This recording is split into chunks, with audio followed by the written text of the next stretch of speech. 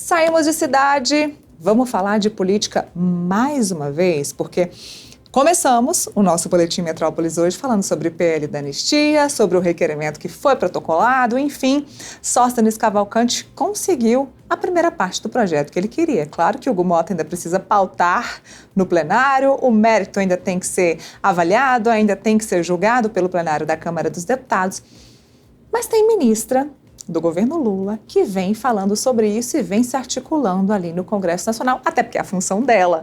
Mas quem vem falar com a gente sobre isso hoje é o nosso colunista Igor Gadelha. Oi, Igor, boa tarde. Boa tarde, Neila. Boa tarde a todos que acompanham aqui o Boletim Metrópolis. Um prazer estar com vocês mais uma vez. Conta pra gente quem é a ministra e o que ela vem pensando e fazendo aí a respeito do PL da anistia. Olha, Gleice, Neila, perdão, já deu até um spoiler um pouco aqui. Deu um spoiler. Eu conversei mais cedo com a ministra das Relações Institucionais, Gleisi Hoffmann, ela que está à frente da articulação política do governo Lula. E a Gleisi, ela fez questão de, mais ou menos, vamos dizer assim, desfazer um ruído que tomou conta aí, do noticiário desde que a oposição protocolou o requerimento de urgência. Desde ontem, vem saindo informações do Palácio do Planalto de que o governo iria para cima dos deputados, iria retaliar os deputados que são de partidos da base e assinaram um requerimento de urgência do projeto da anistia. A Gleisi disse que não é bem assim. Ela disse que o governo não está em nenhuma operação para retaliar esses deputados. Segundo a Gleisi, a estratégia do governo continuará sendo tentar convencer os deputados por meio do diálogo de que esse projeto ele é uma afronta ao judiciário e uma afronta à Constituição. Isso nas palavras de Gleisi Hoffmann.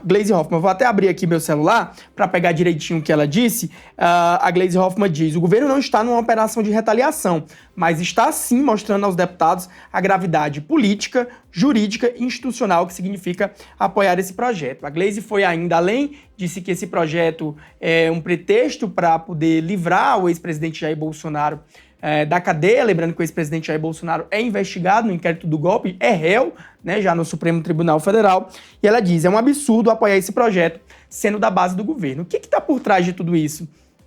Neila, o governo tem uma base muito frágil na Câmara dos Deputados. Então ele não pode explodir as pontes com os deputados de partidos que têm ministérios no governo e assinaram o requerimento de urgência. Ele não pode explodir todas essas pontes de uma vez, senão o governo vai ficar sem governabilidade na Câmara. Então, ciente disso, a ministra Gleisi Hoffmann baixou o tom ali publicamente do que os outros assessores do governo vinham dizendo: não, o Planalto vai retaliar, o Planalto vai tirar cargos, o Planalto vai para cima dos deputados.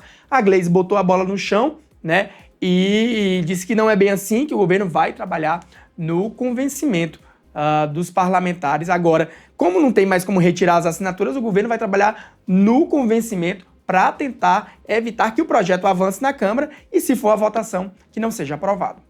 Ela não está retaliando, mas está convencendo do contrário. É esse o termo. Não, é isso. Eu acho que essa questão que eu comentei. O governo não pode simplesmente se dar o luxo, um governo como o governo Lula, que tem uma base muito frágil na Câmara dos Deputados, ele distribuiu ali cargos para diversos partidos, mas mesmo assim a base é muito frágil.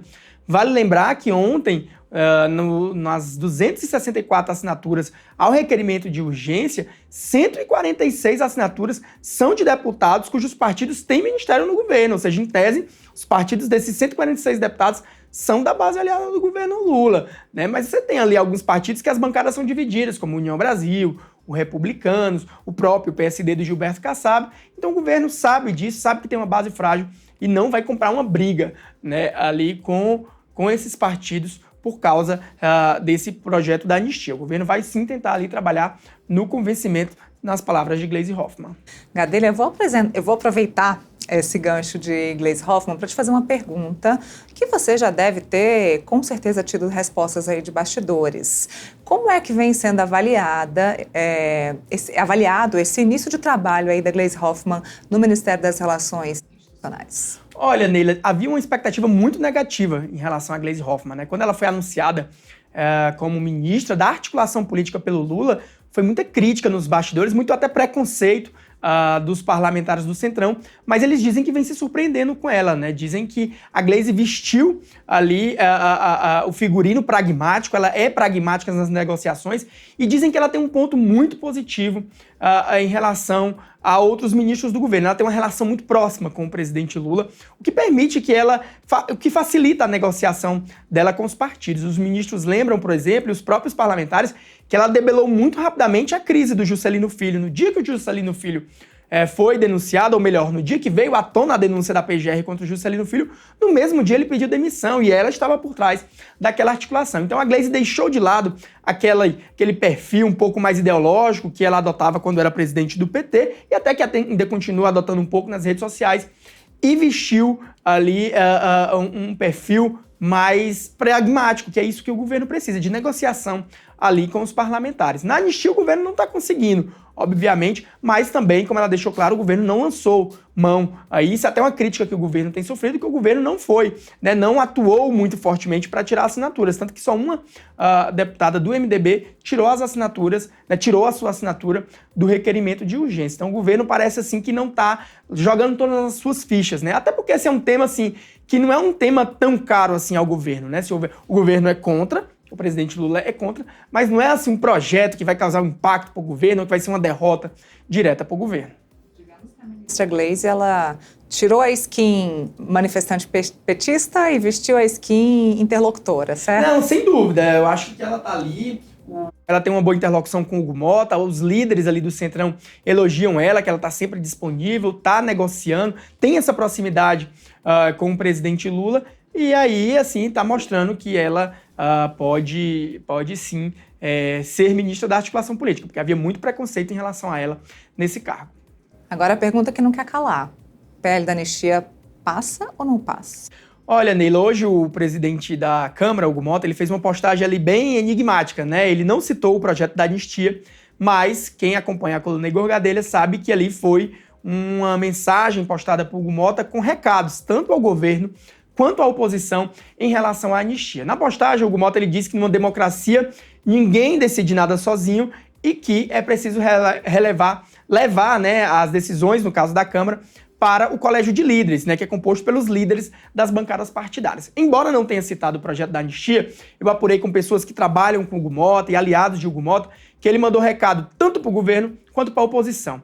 Para o governo, o Hugo Motta quis dizer, olha, eu não tenho como ignorar que foram 264 assinaturas, nós temos 513 deputados, é mais do que a metade, né? Embora só 262 tenham sido validadas, mas é muita coisa, é mais do que a metade da Câmara. Eu não tenho como ignorar essas assinaturas e o governo, né, até um pouco um alerta para o governo precisa trabalhar, né, se quer que esse projeto não avance, o governo precisa ir a campo e articular com os parlamentares.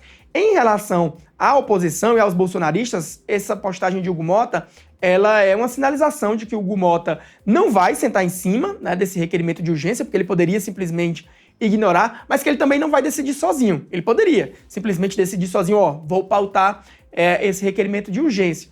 Mas não, ele deixou claro ali que não vai sentar em cima, mas que vai submeter ao colégio de líderes, à reunião de líderes. A próxima reunião de líderes, salvo engano, está marcada para o dia 24 agora de abril.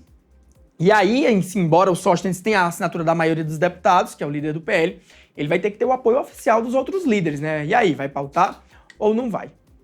Mantém o Igor aqui na tela, que eu quero fazer um comentário interessante. Eu adoro quando ele fala assim, você vê na coluna Igor Gadelha... Tem que fazer propaganda, uai. Não, mas ele não fala, você vê na minha coluna, ele fala, você vê na coluna Igor Gadelha, eu adoro. Claro, porque, trabalham comigo o Gustavo Zucchi e a Milena Teixeira, 2 bravos repórteres, estão sempre me ajudando. Então a coluna, embora leve meu nome, é feita conjuntamente. Exatamente, você confere lá. Tudo sobre PL da anistia, essa matéria aí, da Gleisi, tá lá na coluna do Igor Gadelha. A coluna Igor Gadelha. Acessem e acesso também, tá? Obrigada, Gadelha. Até a próxima. Até a próxima.